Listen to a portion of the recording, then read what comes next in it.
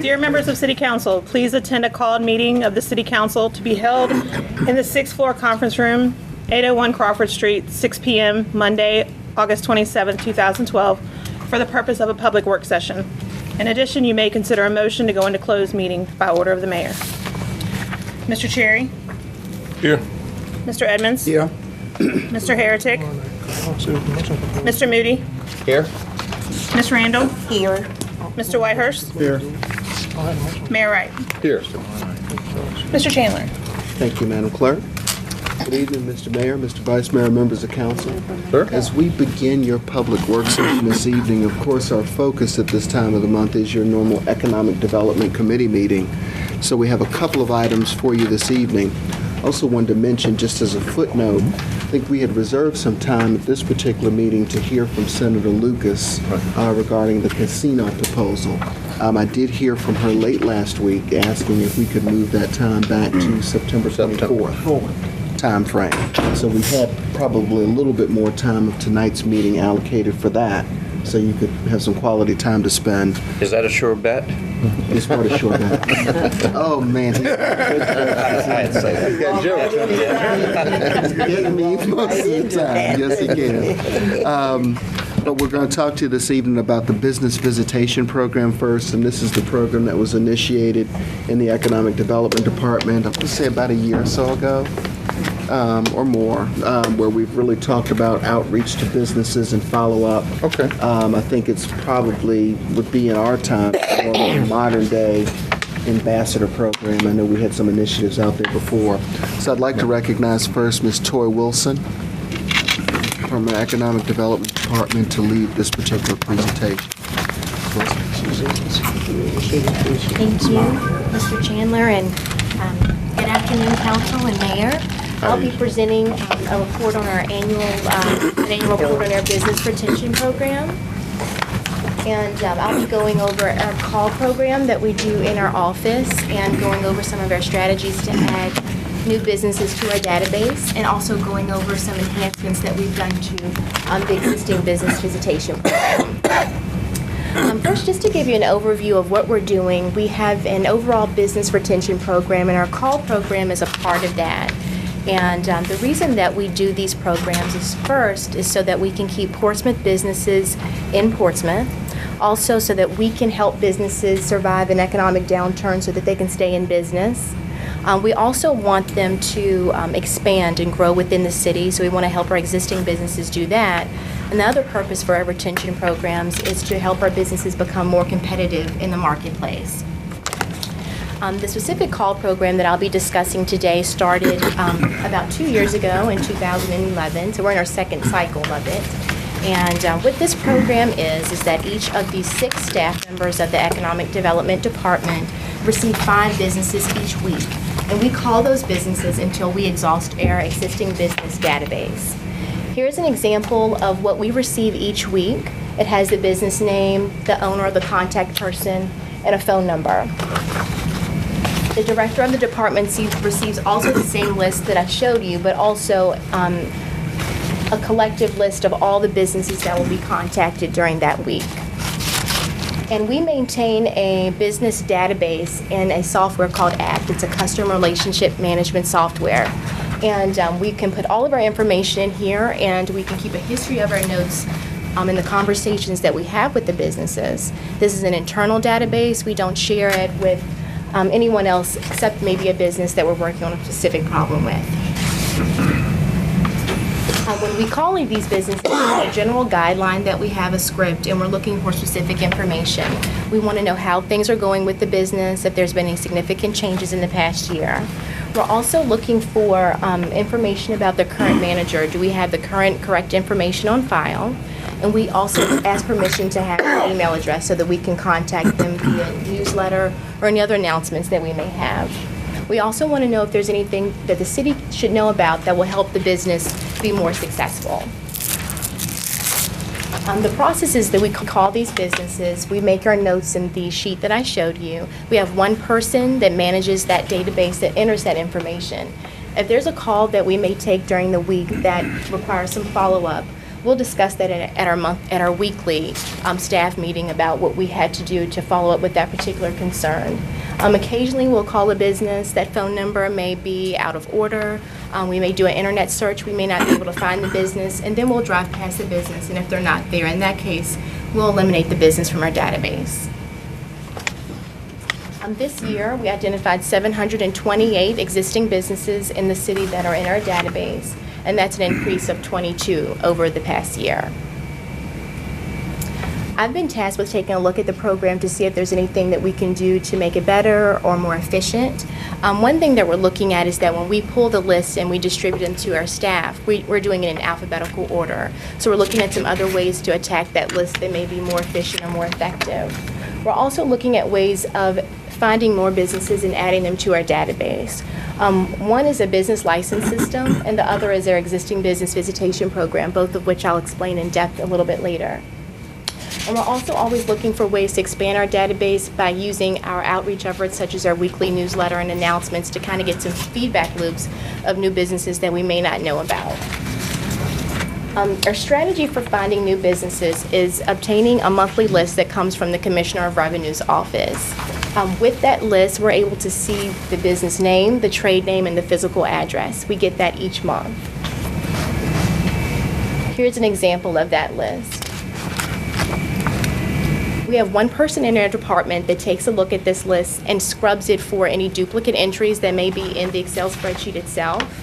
We also compare it to our ACTS database to make sure that we don't already have the business in our database. And then we do an internet search for the phone number. And we do the same informational interview over the phone with the new business as we would do with our existing businesses. We have evaluated these spreadsheets since January of 2012, and we've added 18 new businesses to our database as a result of that strategy. And just to give you an update on our existing business visitation program, which I presented to you earlier this year, and just a recap on that program is that what we do is we manage and facilitate a program where we ask our Economic Development Authority commissioners to volunteer their time to go out and visit businesses face-to-face to support our efforts of making the phone calls from the office itself. I'm very excited to say that we're going to be introducing this program to the PPIC next month. I'm very excited about that. We think of it as another way to add businesses to our database of our EDA commissioners may know of businesses that we may not know of. But also we made some enhancements to the program as far as addressing the existing businesses that are already in our database. For example, we're narrowing the focus on small owner-operated businesses within the city. We are selecting the businesses for the EDA commissioner if they would like to do it that way. It's still open for them to select any business that they would like, but if they would like for us to make that effort, we're going to do that as well, which leads to pre-populating that survey form as much as possible to make it more efficient, and continuing to follow up on any concerns the business may have, and doing all of the correspondence after the visit. So just a summary of our business retention programs. We have our existing business call program, which has been in place since 2011. It's in its second cycle. Our goal is to reach all of those businesses annually. Right now, we're working on a 10-month cycle. Our way of finding new businesses is through the business license system, reviewing those monthly lists that come in and scrubbing those lists and adding those businesses to our database, and also through the feedback loops that we get from our civic commissions and also through our outreach efforts. And also, speaking of our civic commissions, our existing business visitation program that we're being assisted with their Economic Development Authority is going to be expanded to the PPIC in September. And we've also made some enhancements to make that program as efficient and effective as possible. Are there any questions I may be able to answer for you? Yeah, Ms. Wilson, good presentation. Let me ask you, businesses that database that you have, are you able to sort them by sector? We are. Some of them, if we have a sector title for that business, we're able to sort them that way, yes. And your definition of a business is anyone with a business license, whether it's at home or... Yeah, we have a database that has all of our businesses in there. If we get the business, if they call us, if we find out about it, we put them in there. We put what kind of business that they do if we can find out that information. We also use some external research to find out the type of business that they may be. So we are able to collect all that information in our database. Okay, and then lastly, the business count, it was a net gain of 28 from last year? 22. 22? Sir. Okay, and a total of 728. Okay. Sir. Thank you. Any other questions? Vice Mayor? We're going to package these up and send it to NLC and VML. Good idea. Mr. Moody? Thank you, Mayor. I agree. Good presentation. Since the ACT program, you can accumulate a lot of data in there. Do you have percentages or are percentages available on the number of businesses planning to expand, either their facility or their employment? And also, I guess the other half of that coin would be the number of planning to downsize or close.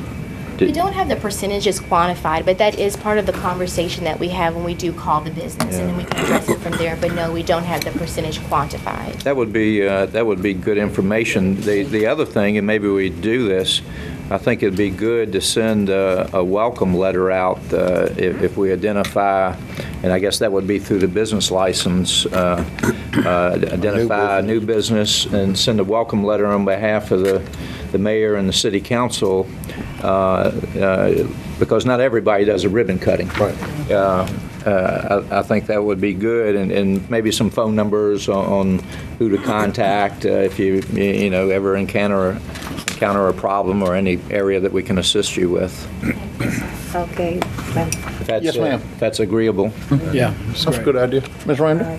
Ms. Muda, also on the other end of that, a lot of times when businesses exit from our system, I think we need to have a feedback sheet in terms of what were the factors Okay. that contributed to them having to leave the area.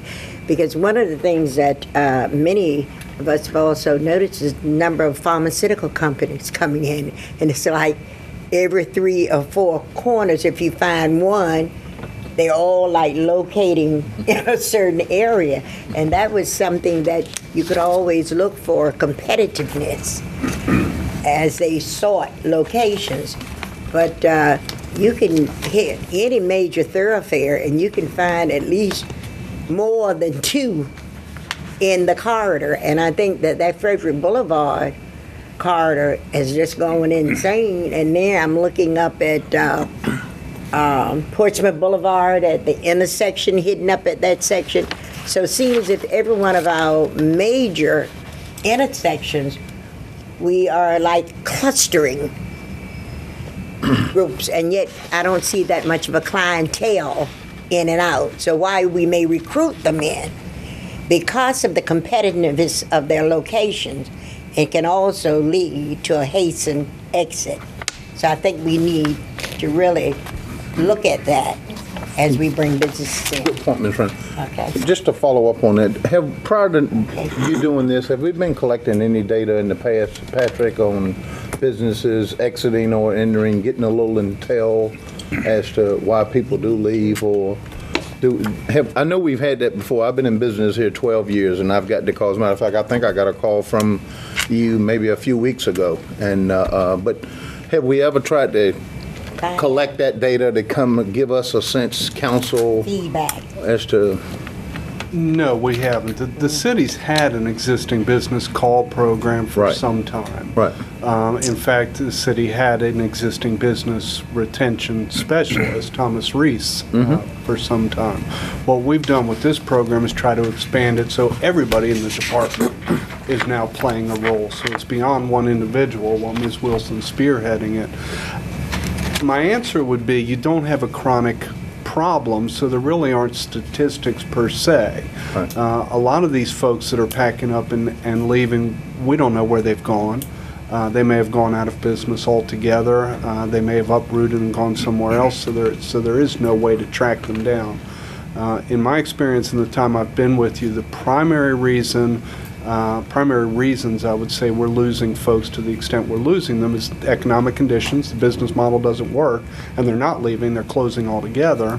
And the other area where the city's challenged is the businesses that grow beyond our capacity to support them.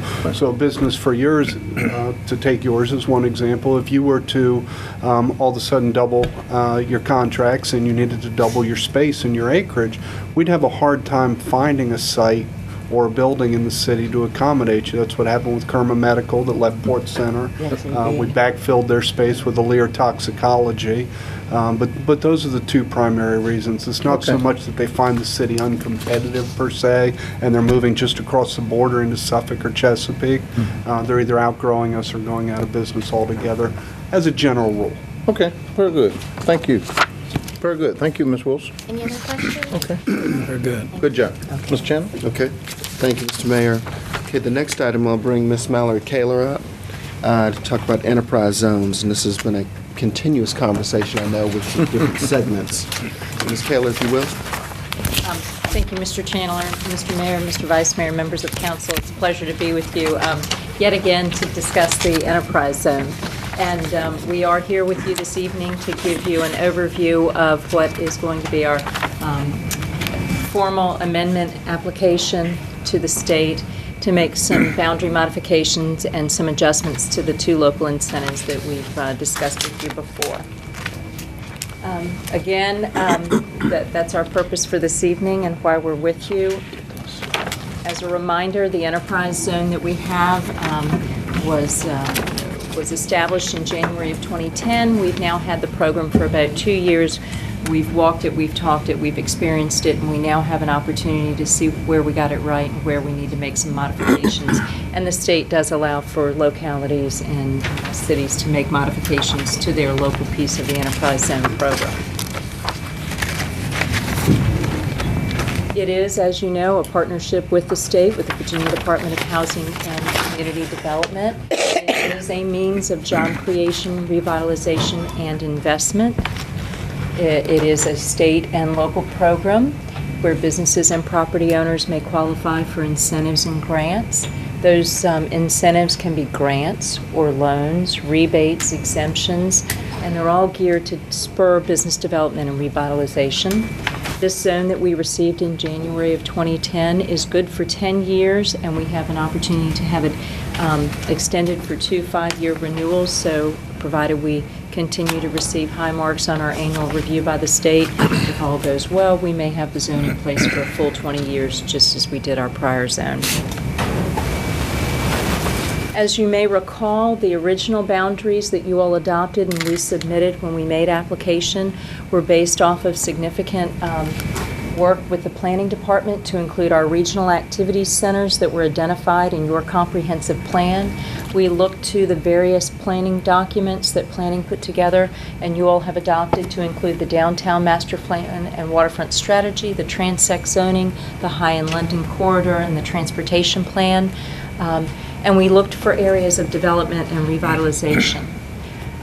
When we established that zone, we included just over 1,000 acres, or 5.6% of the land geography of the city.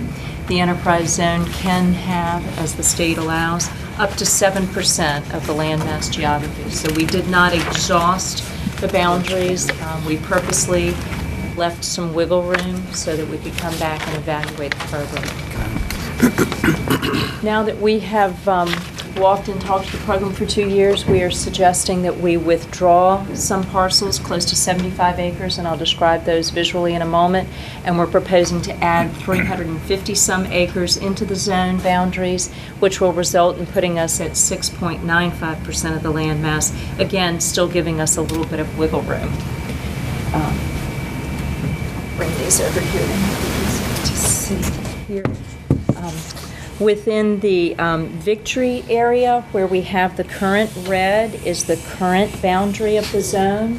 We are proposing and have notified all the property owners in the oranges area to withdraw those properties. It includes the community college campus.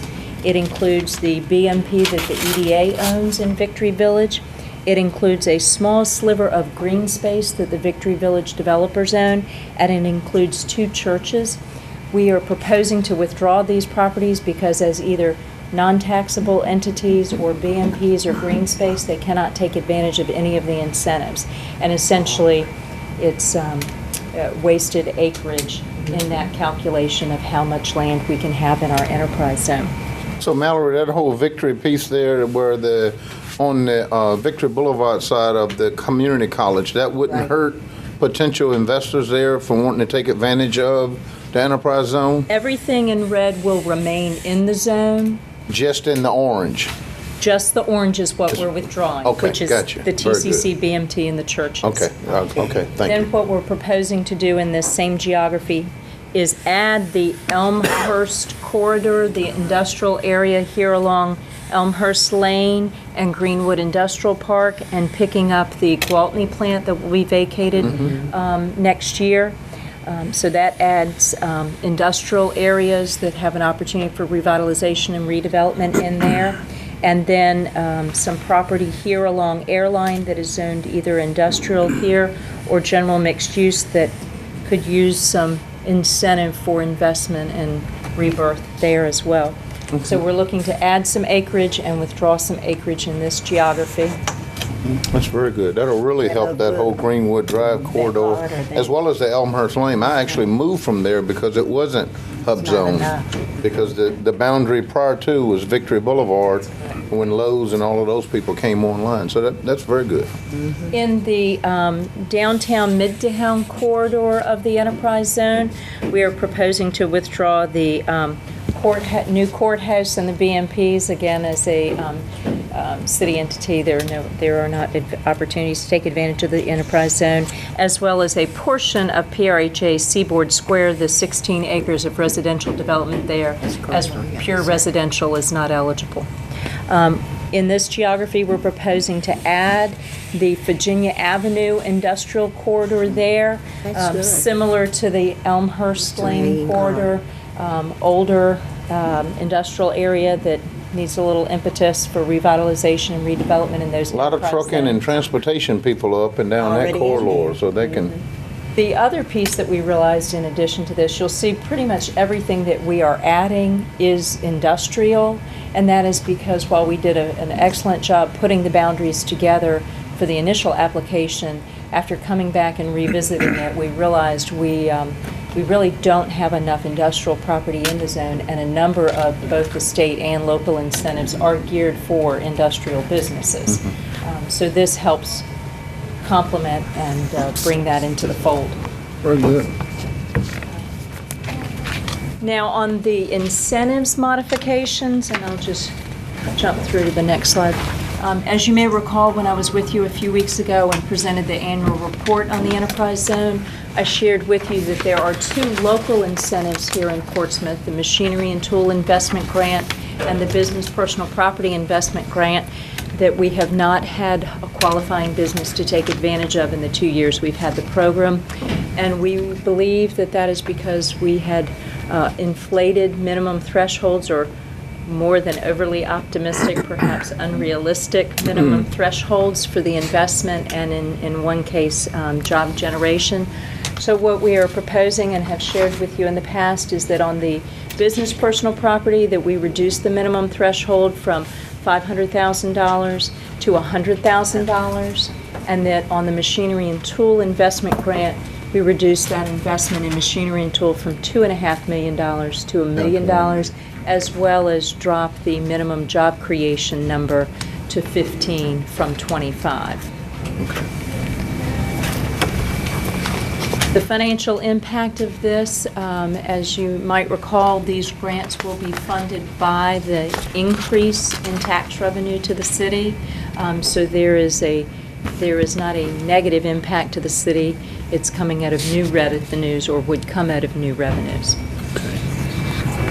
The timeline for presenting this, we are here with you this evening. We advertised that there'll be a public hearing on September 11th yesterday in the Currents, and that advertisement will appear again.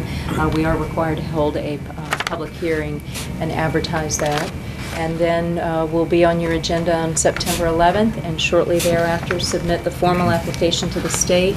It is an administrative approval. This amendment does not go before the governor as the original application did. So the turnaround time frame is a little quicker, and we expect to hear back by about November 1st, and then be able to proceed with our annual promotion of the Enterprise Zone program in partnership with a workshop with the state.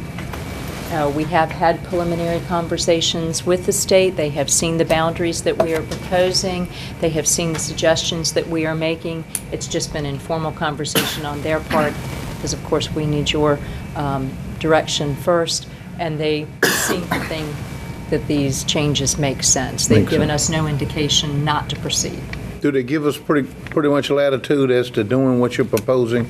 Taking these pieces out, putting it in, there's not a whole lot of So long as contesting what you're asking? So long as we provide the appropriate justification that we're taking properties out that cannot benefit from the program, that we're putting properties in that can benefit from the program, and that there's a strategy behind adding industrial properties to the program, that seems to be in keeping with their philosophy on amendments. Okay. Now, how much time do they need to be able to get back with us and letting us know?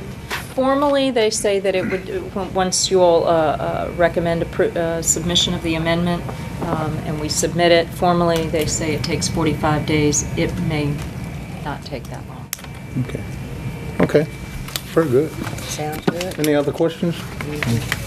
Thanks, Mallory. Very good. Good job. That's good. Thank you, Ms. Kaler. And Mr. Mayor, members of council, that is all we have, unless you want any Okay, aspect of... very good. Do we have anything from any of our other, Mr. Tench? We'll just go around the table. Well, on Frederick, speaking of that, on the Chick-fil-A, they have a right in their agreement to extend their permitting process by 45 days. They have two options like that, and they are doing that. So that's delayed that by 45 days. The really good news, though, is that they're spending a lot of money. So, very rarely will they walk away. So hopefully, we should have some chicken in the city around April. So, Did they indicate why they wanted the extension, Dave? they're introducing a new prototype. Your typical Chick-fil-A, and Paul may be able to address this a little bit more, but your typical Chick-fil-A requires around 95 parking spaces, and they're requiring an extra amount. It's a newer type prototype, so it's getting through all of that. Yeah, we've already passed all that. All that's been cleared, and they're off and running, right, Paul? Mayor, they need to submit a site plan, so we're waiting for their engineers to complete Okay. their engineering drawing. Okay. All right, anything else on that? No, All right, that's Mr. Smith? I don't have anything, Mayor. Okay, EDA? Yeah, I would just like to, first of all, thank staff on their efforts for the enterprise zone. I think it's going to be very beneficial for the city here. Also, the existing business visitation program, we have gone out and visited a lot of these businesses, and they really enjoy. They get a lot of momentum out of that. They like knowing that somebody's actually going to them. They care enough about them that they're going to give them some feedback, and that feedback's very helpful for retaining them, and business community talks to each other. So, How much feedback or participation do we get in our Business Appreciation Weekly? We normally have a business or some function every year. I guess Patrick's probably the better person. Are we getting a lot of response from them, or is it the same onesie Tuesdays? Can you tell? Well, we had an excellent appreciation event this year. Okay. We did it at the mansion here in downtown. We probably had 75-plus businesses show up. That's one of the larger turnouts. Last year, we did a much smaller event. The year before, we did a golf tournament, which was relatively well attended. So we do an annual event during Business Appreciation Week. I'd say, honestly, we're still trying to find the best mechanism to really get a larger group of businesses to come out. I know we had Maurice appreciate hosted it. one year over at the Harley Davidson place, and I thought that was well attended. I thought it was quite a few there. And as I understand, Roger Brown's had it one year, and that Yep. was very well attended as well. So that may be the best format for us to pursue. And is that the only thing we have right now where we get all of the business together to kind of interface with each other and maybe just on a meet and greet basis? That's our once-a-year event. We've had some internal conversations within the department about forming some smaller groups. I think especially around our community business initiative and doing monthly or quarterly I guess like luncheons or breakfasts where you would bring in anywhere from 10 to 25 businesses that are in like industries. For Well, that's example. why I asked Ms. Wilson about the sector piece, because if we could sort it by sector, there may be an opportunity to be able to do it. And a lot of those people may compete, But at the same time, you still need to probably have something where they can share ideas and maybe do some teaming, because, you know, a lot of that stuff, even though it's competitive, you know, teaming up, especially the small businesses here in Portsmouth, to go after some larger things that will ultimately benefit all of us. And Ms. Moody? You know, to that point, Mayor, I know a few years back, I think the city and the chamber partnered together. Dave, you probably remember this, with a business appreciation event, and I believe it was a monthly event. And in fact, as I recall, it even allowed a business to be a sponsor of the event. But I don't know what the chamber's doing nowadays, but we might want to check with them. We talk to them regularly. They still do some of that. Yeah, it'd probably be good to partner with them. Okay, very good. Anything else for the good of the team? Okay. Just on one quick note, I was interviewed earlier today by Channel 13 about the proposed NBA franchise, maybe coming to Hampton Roads and Virginia Beach, and offered my support, but I mentioned that the idea of tolling may probably put a burden on this whole piece here, because it could affect things like that coming in this region. I mean, Virginia Beach is in the hunt, but also Seattle, Washington, and depending on those areas, what are, you know, the cost of being able to field a team and put it here and all the other things here may be a hindrance. But from what I understand, all of the cities are in favor of it, and hopefully from a regional perspective, we can get that team here. So with that, any other comments from council? Okay, we're adjourned. Thank you very much.